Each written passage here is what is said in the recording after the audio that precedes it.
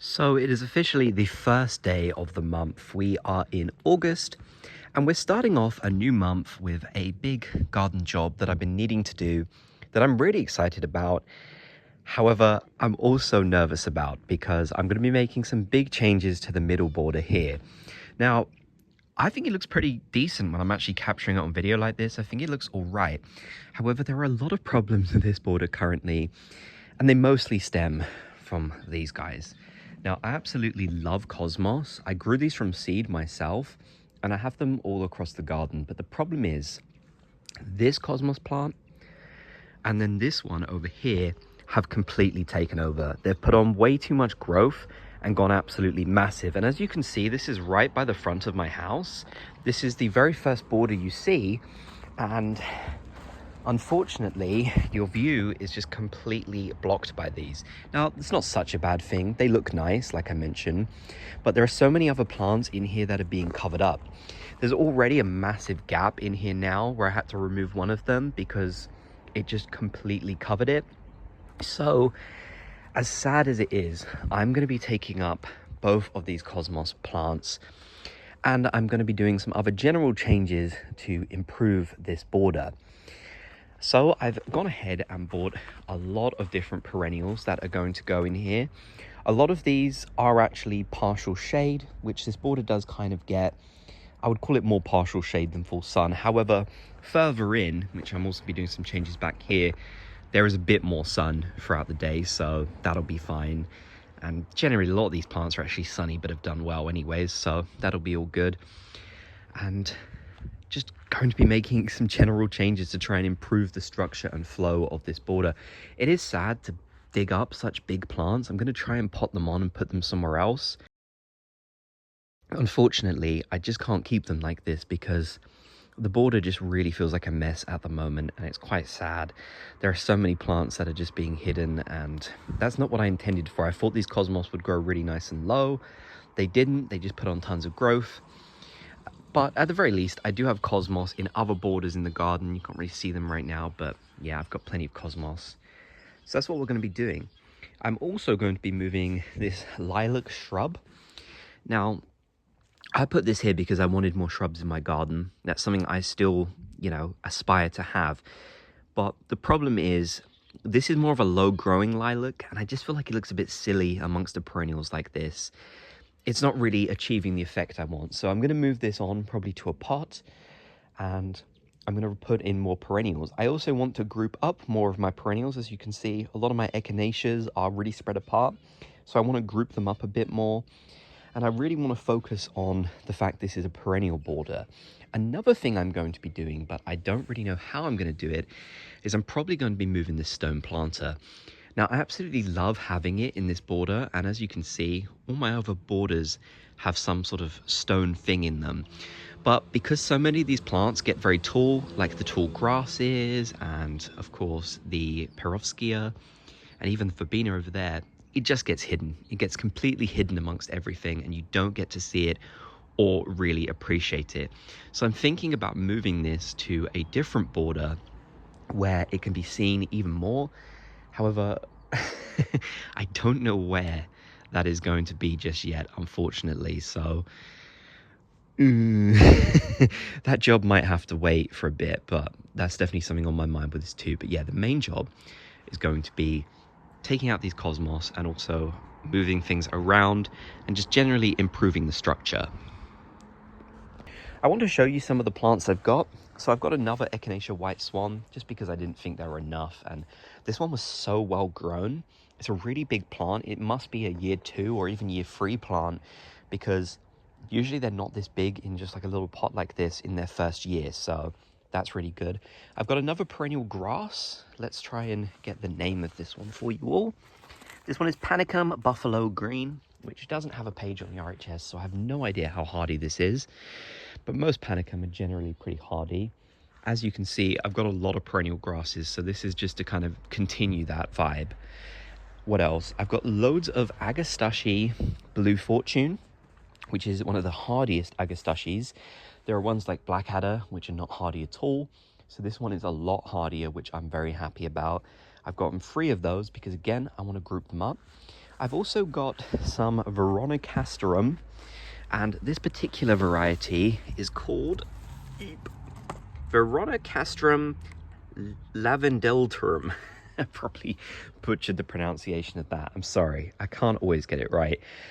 As you can see, this one's really gone over, but it was cheap, and I think I can deadhead this and get more flowers. At least that's what I'm hoping. I reckon if I like go down here, or maybe even down there, I can get more flowers from this. So that's exactly what I'm going to attempt.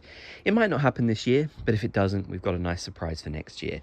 I've also got some asters, which again, quite like partial shade, so that's good. This is Aster Lady in Blue. It's got a different name now. They're called like Siphonid something. I could never pronounce it. Siphonitrinctium or something like that.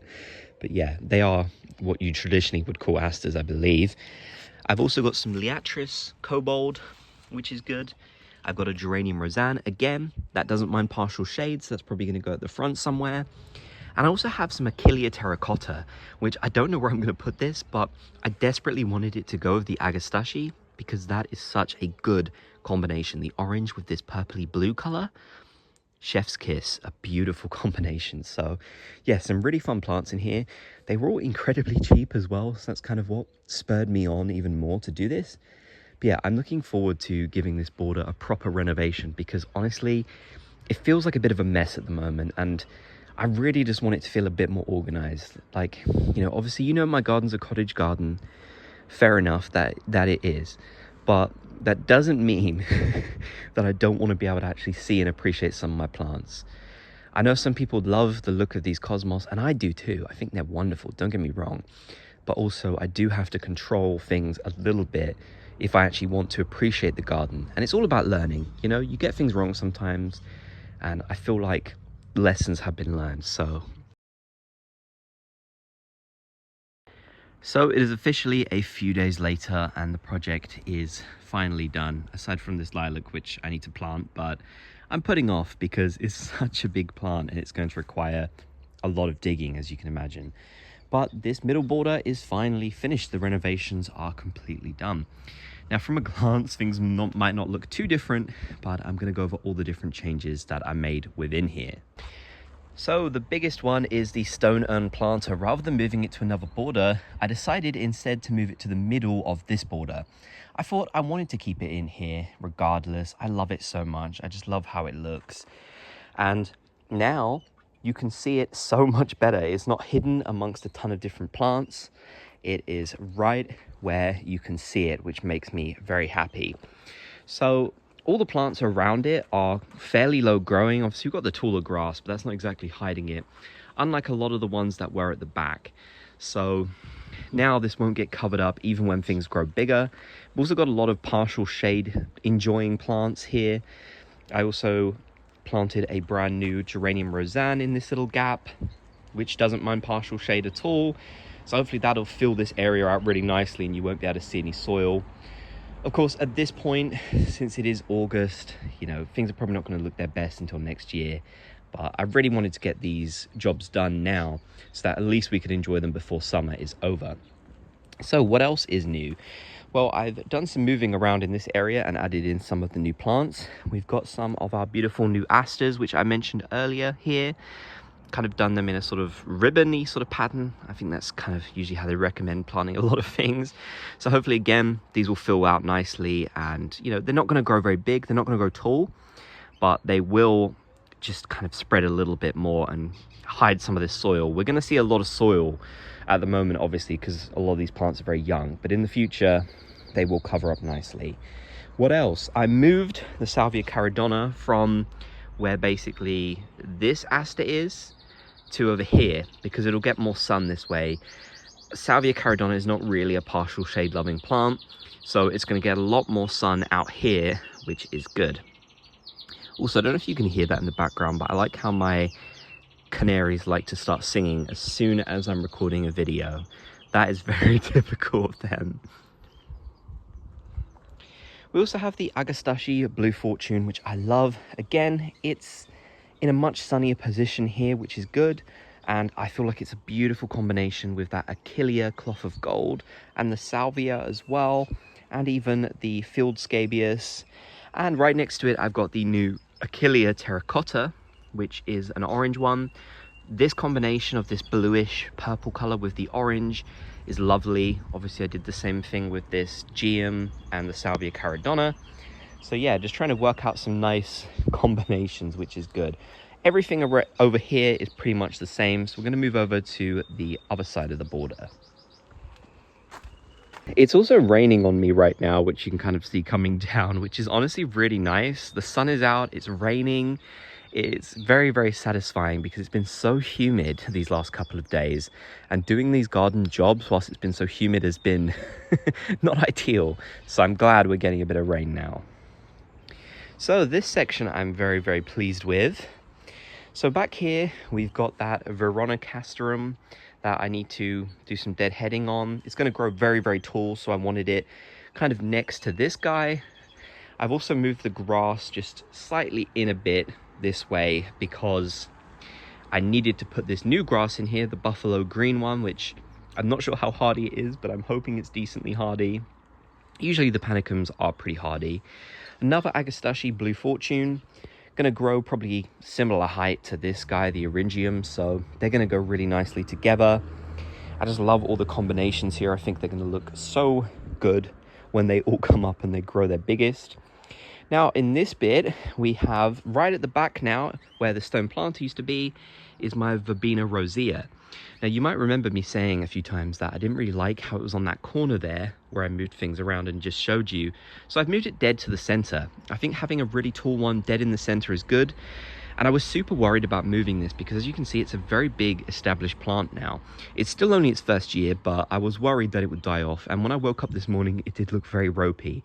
But thankfully, I gave it a water and it's already looking a lot better. So I think I'm just going to have to water it like every day until it gets itself established again. And yeah, definitely worth it though, because it's so much better here in the middle of the border, because it's even taller than this Achillea, which is already decently tall and sort of a similar height to the grasses. So I feel like it looks nice there.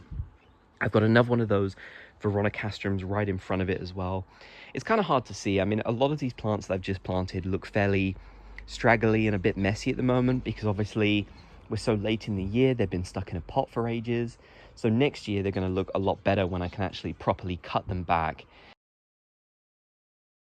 We've also filled this area with a ton of my Echinacea White Swan. Like I said, I wanted them all to be in the same sort of place, so that's what I've done. I've kind of grouped them all together now. There's also some back there as well. Yeah, it's very exciting. I ended up damaging a few different things whilst doing this because there's so little space that, yeah, a few stems snapped and such, so that was a bit of a shame, but you can't really control that when you're doing projects like this at this time of the year. But yeah, definitely excited for next year when some of these things get a little bit taller. They're not going to get massively tall or anything, but it's still going to look really good. Also got another Agastache Blue Fortune, which is crammed in there. You know, some of these things might be a bit too close, but I kind of figured that the Agastache does branch out a bit more than this, but it doesn't go crazy like that. It more just gets a little bit taller, so that's fine. The White Swans won't branch out at all. They're very, very compact, so that's completely fine. So, you know, I might have to move some things around next year depending on how big they get, but for now I'm very happy with how it's all looking, especially with that Phlox Blue Paradise that is, of course, in the middle that was already there. I just think all the combinations in here look really wonderful. I also moved the shorter grass, which I cannot remember the name of. I'm very sorry. I moved that to the front because, again, it's very low growing. It's, you know, gonna work nicely, and I love the fact that there are so many grasses mixed in here with all the perennials. I just think it's fab. So yeah, I'm really pleased with this little project. It might not seem like too much, but it's a lot of work because the ground is so dry here this year. Anytime I do a garden project, I always really enjoy myself. I love doing them. I will admit, I didn't enjoy doing this. I enjoyed picking out the plants and seeing the final result, but the actual manual labor bit, I really didn't enjoy because of how dry the ground is. It is my own fault. I picked to do this on like the 1st of August, but I didn't want to wait for next year to see some of these plants. So yeah, it is my own fault, but hey, it's done now and I'm really pleased with how it looks. So definitely let me know your thoughts about these changes in the comment section below. What are some of the plants that you have in your garden that you're kind of doing some moving and changes with this year? I'd love to hear some of your projects that you're planning on doing. And stay tuned, because obviously I'm going to have an August tour up soon where I'll give you a full look at the garden this month. I'm just going to wait for a nice sunny day because at the moment it's been very gloomy and rainy. So yeah, catch you soon for another video.